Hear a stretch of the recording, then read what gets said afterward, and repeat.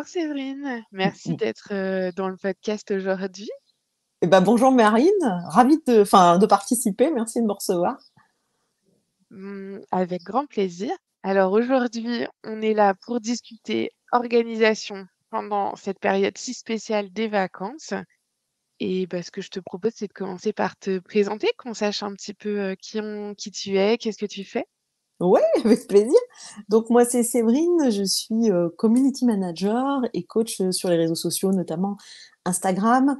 Je travaille tout particulièrement avec les professionnels de la santé, du bien-être, également avec des associations, donc pour les aider à développer leur activité et trouver du coup des clients via les réseaux sociaux.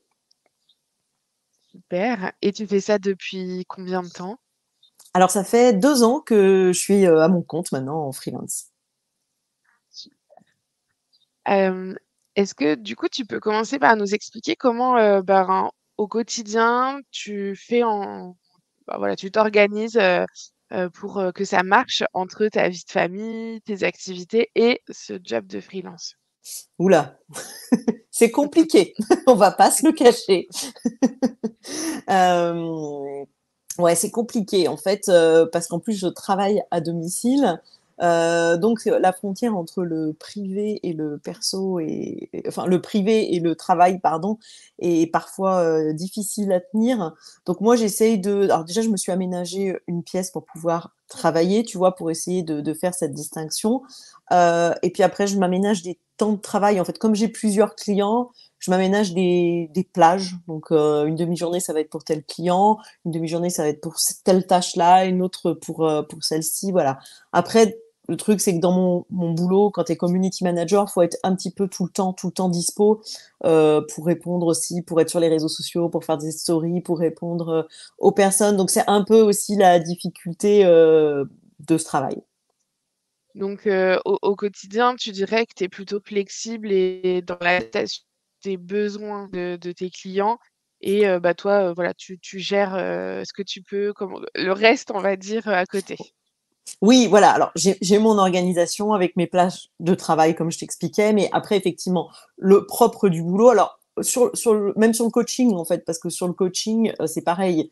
Toutes mes clientes, je les vois en visio, mais elles ont un groupe WhatsApp, si tu veux, où elles peuvent m'interpeller entre les séances pour que je puisse corriger des choses, répondre à leurs questions, etc. Mais bon, ça, c'est encore un petit peu plus facile parce que je leur dis, je vous réponds sous 24 heures. Donc, si c'est le soir, à la limite, je vais répondre le lendemain.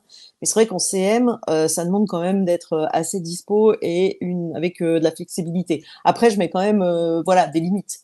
Moi, le soir, je réponds pas. Le week-end, sauf s'il y a un événement effectivement particulier, je ne travaille pas parce que sinon, t'as plus de vie, quoi. Ouais, c'est la porte ouverte un peu à Ouais, tout et ouais, voilà, carrément. OK. Et est-ce que dans ton activité au quotidien, tu as commencé à déléguer certaines de tes tâches, à te faire, épauler par, d'autres, freelances qui pourraient, t'aider à développer Oui, ta structure? oui, je l'ai déjà fait justement à plusieurs reprises pour mes congés, en fait. Ouais. Parce que sinon on peut pas couper. Donc en fait, quand au moins une voire 2 fois par an, parfois je pars avec mon PC en vacances, puis parfois j'ai vraiment besoin de couper, notamment si je pars en voyage à l'étranger ou autre. Donc je délègue pendant les vacances et là, depuis quelques semaines, j'ai commencé aussi à déléguer certaines tâches en fait. Voilà, pour me décharger un petit peu de mon activité et puis pouvoir la développer aussi par ailleurs. OK, Voilà. OK. Là aujourd'hui, je fais beaucoup de CM et du coup, j'ai délégué certaines tâches en community management, voilà, pour pouvoir moi développer mon activité plus de coaching, d'accompagnement sur les réseaux qui me plaît beaucoup parce que en fait, avant d'être dans ce métier, j'étais assistante sociale, donc tout ce qui est relation d'aide, c'est quelque chose qui me plaît énormément et voilà, donc c'est quelque chose que j'ai envie de développer et c'est vrai que si à un moment donné, t'es bloqué en fait, c'est compliqué d'évoluer quoi. Ouais, ouais, c'est ça, exactement. Ça te permet quand même de vraiment te libérer de l'espace, que ce soit, temps, mental, et Ouais, cetera, pour, les accorder, à ta zone de génie, à ton cœur d'activité, ouais, bah c'est ça en fait. découverte. Ouais. Ouais, carrément. Alors concentrons-nous maintenant sur ton organisation pendant les vacances, parce que c'est le cœur du sujet du podcast. Comment tu fais toi pour gérer ces périodes un petit peu atypiques dans l'année? Alors, moi, comme je te disais avant, en fait, il y a 2 choses. soit j'ai besoin de couper totalement, et ça, je le fais au moins une fois par an. J'adore voyager, donc souvent, je me fais un voyage à l'étranger. Donc là, où pendant 2 semaines, je coupe, je veux plus entendre parler des réseaux et tout, parce que c'est, enfin, au bout d'un moment, c'est même nécessaire pour ta santé psychique. Donc là, dans ces périodes-là, alors, avant de partir en vacances, je m'avance un maximum pour toutes les choses qu'il y a à créer, tu vois, sur les plannings édito de mes clients, tout ça, etc. Donc, du coup, c'est-à-dire qu'avant les vacances, je cravache à fond. Et du coup, pour pas qu'il y ait pas de mouvement, que la modération soit faite, etc. Ou s'il y a une urgence, ça peut arriver. Je délègue à une collègue, voilà, que je rémunère, hein, voilà, en fonction des heures qu'elle va faire. Mes clients sont informés, ils ont les coordonnées de ma collègue. Et sinon, deuxième cas de figure, où là, par exemple, tu vois, l'été, là, je vais partir en montagne au mois d'août. Euh, le mois d'août est quand même un petit peu plus calme. Alors, je communique toujours de manière régulière sur les réseaux de mes clients, mais les gens sont moins sur les réseaux, il y a moins de modération, moins de commentaires, moins de choses. Donc, du coup, moins de demandes aussi de mes Ouais, clientes, hein. Donc, du coup, là, je prends mon PC. Et ce que je ouais, fais, c'est que je me connecte souvent le matin, voir s'il y a des choses, tu vois, et puis 1 heure le soir. Et c'est pareil. Mes clientes, je suis toujours hyper transparente. Là, tu vois, je vais partir fin juin une semaine. Elles le savent. Je leur ai dit, bon, je prends mon PC. Par contre, je serai moins dispo. Vous pouvez m'envoyer des messages, mais voilà, je répondrai le soir. Je travaillerai plutôt en soirée. Je ferai le service minimum, quoi. Voilà. Donc, elles sont toujours informées. oui, c'est ça. Donc, tu as vraiment 2 typologies de vacances. Celles où tu as Mm. besoin de couper complètement et de dire: «Là, je fais un petit break des réseaux» et puis les vacances un peu plus entre 2, où tu prends du temps pour toi la journée, mais où tu accordes quand même quelques heures, Oui, au travail, quand même. ouais. Bah, on peut pas lâcher, enfin, quand on est entrepreneur, t'as pas de congé payé où tu décroches ta tête non, ça marche pas comme ça. Donc même quand je pars et que je délègue, forcément, t'as quand même dans ta tête, je dis que je décroche, mais je vais toujours jeter quand même un petit coup d'œil, voir si tout se passe bien. Mais tu vois, voilà. Mais c'est nécessaire. C'est nécessaire de, voilà, Ouais. de lâcher prise. Oui. Oui, c'est ça et puis, aussi finalement de faire confiance parce Oui, que, être là en se disant: «Ben, si vraiment tu as une urgence, reste pas bloqué, envoie-moi un message et si dans les 15 jours, j'ai besoin de te répondre à 3, 4 messages, il y a pas de souci». oui. Mais de faire confiance à la personne et de se dire: «Non, j'ai recruté quelqu'un qui a une vraie expertise, qui peut vraiment prendre ma place et à qui je peux donner ma confiance». Oui, alors c'est ce que je fais. De toute façon, quand je pars, que vraiment je veux couper, mes clientes, c'est non, je suis pas dispo. Elles respectent Mmh. ça. Donc ça, c'est Mmh. c'est cool. Par contre, la personne à qui je délègue, je lui dis, écoute, si vraiment, vraiment, ça m'est arrivé une fois, une qui avait vraiment un truc où elle était bloquée, enfin, où il y avait un truc qui était pas programmé, elle avait pas la vidéo qu'il fallait publier, je sais plus. Enfin bref, me dit, je suis désolée, désolée, désolée, mais voilà, tu vois, je reste Bah oui. dispo, mais vraiment en cas d'extrême urgence. Mais c'est bien aussi, que tu aies pu, fixer ces limites-là, avec tes clients et puis que tu aies réussi, bah, toi aussi à finalement déléguer à un pair parce que c'est pas toujours Oui, facile. Alors ça devient quand même plus facile de déléguer, bah, les tâches qui nous encombrent, les tâches qu'on n'aime pas faire, mais déléguer son cœur d'activité à un pair, c'est une démarche qui c'est est encore plus compliquée. Oui, puis c'est compliqué, je trouve, parce qu'en fait, même si voilà, tu délègues une partie, le prestataire, en fait, aux yeux de tes clients, mais c'est toi, en fait. Et s'il y a une connerie ou quoi qui se fait, c'est toi, en fait, c'est ton image de marque, c'est tu vois. Donc c'est pas évident, en fait. Et là, du Ouais. coup, moi, là, j'ai trouvé, enfin, c'est tout récent, hein, je te dis, ça fait une dizaine de jours. Voilà, j'ai pris quelqu'un pour vraiment déléguer des choses et le but, c'est un peu que ça puisse être mon bras droit aussi, et que Mmh. quand je pars en vacances, je lui délègue un petit peu plus de choses, et j'ai pas à reformer quelqu'un. Alors reformer, c'est un grand mot parce que je prends toujours des collègues qui connaissent leur métier, mais même si tu connais ton métier, pour être SEM, il faut connaître quand même la cliente, ce qu'elle C'est ça. fait, tu vois, faut s'intégrer dans là-dedans, en fait, faut expliquer un petit peu. Et donc moi à chaque fois, bon, je fais partie d'un groupe de community manager freelance, donc j'ai plusieurs collègues, mais des fois il y en a qui sont dispo. Bah là, ce coup-ci, Séverine, je peux pas, je suis full, j'ai un nouveau contrat. Donc en fait, à chaque fois, des fois, ça t'oblige de reprendre ce temps-là, et Mmh. voilà. Donc là, tu vois, d'avoir quelqu'un de fixe, un peu, oui, comme un bras droit, en fait. Après, tu vois, bah, c'est plutôt cool parce que le jour où je vais partir, je vais dire, bah là, je pars 15 jours. Elle est déjà au courant, elle bosse déjà avec moi et bah, c'est beaucoup plus cool, quoi. Pour elle, pour moi, enfin, tu vois, c'est plus serein. Oui, oui, complètement. Bah, c'est le vrai avantage de travailler dans la durée, en fait, avec quelqu'un, c'est d'avoir sa Ouais, confiance, d'avoir plus besoin de former, de réexpliquer.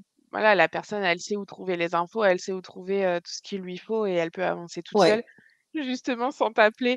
Oh mon Dieu, j'ai perdu la vidéo, est-ce que tu Non, peux mais me là, c'est récupérer? arrivé une fois, voilà. Bon, c'était pas, je ne lui en voulais pas. Super. Et est-ce que tu peux, un peu nous dire comment ça a évolué pour toi? Parce que je suppose que tu n'es pas partie en vacances de la même façon la première fois et par exemple, bah, tes vacances de cette année, comment tu as fait ton cheminement au milieu, bah, voilà des impératifs, hein, finalement du monde de l'entrepreneuriat, de tes clients et puis, tes besoins à toi? Mmh. Je pense que bon, là, ça fait 2 ans que j'ai appris à ne plus culpabiliser de prendre du temps pour moi, en fait. Parce que Mmh, c'est pas évident, en fait. Tu veux donner le meilleur à tes clientes et je veux toujours leur donner le meilleur. mmh, Ça a pas changé, mais je pense je culpabilisais presque, tu vois. Pas mmh, de prendre des vacances, mais de dire putain, est-ce que la personne, elle va bien faire son truc, tu vois, tu stresses, t'es pas bien. Et maintenant, non, je pars plus sereine et je me dis non, mais en fait, c'est même nécessaire pour pouvoir continuer à travailler de la bonne manière. En fait, il faut qu'à un moment donné, tu puisses te vider la tête, quoi. Et je crois que c'est ça, c'est que maintenant, je ne culpabilise plus, mmh. ou moins, ou moins, tu vois, de me dire, bah, c'est pas grave. Enfin, puis je suis pas Oui, on a irremplaçable besoin, en fait. non plus, tu vois. Enfin, voilà. Mmh mh. De faire passer vraiment ce: «OK, j'ai besoin de faire une pause, de me reposer, Mm. d'aller bien moi-même et de revenir en forme pour mes clients». Bah, je pense que c'est le b.a.-ba. Si t'es pas bien toi-même, parce que pour moi, je reste dans une relation d'aide, tu vois. J'ai été assistante sociale et pour moi, alors on le voit tous différemment, ce métier de community manager ou coach réseaux sociaux, mais Ouais, pour moi, je reste dans la relation d'aide, ouais. d'accompagnement et même en community manager parce que c'est t'accompagnes une entreprise finalement à communiquer. Et moi, c'est peut-être ce qui fait la différence. Enfin, c'est ma spécificité en tout cas à moi en tant que professionnelle dans ce milieu, c'est que je tiens à ça pour moi être dans n'importe quelle relation d'aide que tu aies en fait, hein, d'accompagnement, de coaching, enfin on appelle ça qu'on veut. Il faut de toute façon être bien toi-même. Si t'es pas bien toi, si tu prends pas ce temps pour toi, de te ressourcer en fait tout simplement, tu peux pas accompagner correctement les autres en fait. Donc je pense que Mmh. voilà, et c'est ça aussi que voilà, je pense que voilà, c'est ce cheminement que j'ai fait aussi en 2 ans. Ouais, Enfin, je OK. le savais déjà, mais de ne plus culpabiliser, de m'autoriser en fait à ne pas répondre les week-ends, parce qu'au début je pouvais répondre les week-ends à des clients. Non, ça c'est fini, tu vois. Enfin voilà, Mmh. de m'autoriser ça à vraiment couper, voilà. Et ça c'est important. Ouais, c'est vraiment, hyper important d'être serein dans la décision que tu as prise. C'est-à-dire que si tu te forces finalement à mettre en place bah, ce que tu viens de nous décrire, de prendre les week-ends, de prendre les moments dont tu as besoin, mais de manière, vraiment avec cette culpabilité que tu nous décris, de manière pas sereine et bah, en C'est fait, ça. ça va être trop compliqué. Si tu as peur et que tu te dis toutes les demi-heures: «Mince, et si quelque chose est arrivé et que j'ai pas regardé?» Voilà, c'est un travail, je pense, effectivement, commencer par la culpabilité, se dire qu'on a le droit, se dire qu'on peut et peut-être le faire par palier, se dire: «OK, bah, là, samedi matin, je vais regarder, mais samedi après-midi, j'essaye de pas le faire» et puis petit à petit de prendre, conscience qu'en fait, le monde, il s'arrête pas de tourner et que, on Ouais. a le droit Et aussi de puis prendre du temps pour soi. ouais, de se dire, mais je sais que j'ai encore un petit peu de travail à faire là-dessus. Tu veux se dire, bah, t'es pas non plus obligé de répondre dans la minute, en fait, quand on t'envoie un message. Surtout quand t'as plusieurs, comme toi, tu vois, plusieurs clients et tout. Enfin, t'es pas exclusif. Enfin, tes clients, ça le savent au départ. Donc, j'ai tendance parfois à vouloir tout répondre tout de suite. Alors, du coup, j'arrête un truc. Non, ça va pas. Du coup, tu vois, Mmh. c'est pas gérable. Donc, c'est pareil, j'apprends. J'ai appris ça. J'apprends petit à petit, à dire non, enfin, tu Ouais, vois, voilà, à dire non, à différer, etc. Bon, après, c'est aussi exactement. ma personnalité qui fait ça, mais voilà. On peut être dans la Et ben relation d'aide Et mettre Oui, des limites et dire non. et Voilà, je crois que bien, non, je crois que c'est important exactement. de le dire pour Mmh, ceux qui écouteront aussi, mmh peu mh. importe le travail qu'on fait, c'est important. Ouais.